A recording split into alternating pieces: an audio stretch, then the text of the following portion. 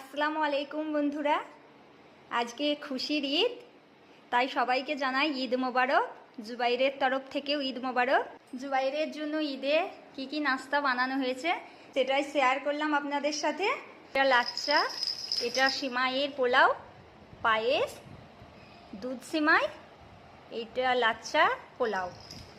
কেমন হয়েছে কমেন্টে জানাবেন। এগুলো সবই জুবাইরের জন্য বানানো হয়েছে। আজকে যেহেতু ঈদ, সেই জন্য জুবাইরের পছন্দের খাবার বানানো হয়েছে। তাছাড়াও জুবাইরের ঈদ সালামি পড়েছে। জুবাইরের দাদুন 500, দিদুন 500, মাম্মাম আর মামুনি 500 টাকা করে দিয়েছে। 2000 টাকা পড়েছে। এখানে 4টে নোট আছে 500 টাকায়। জুবাইরের ঈদ সালামি পড়েছে এটা।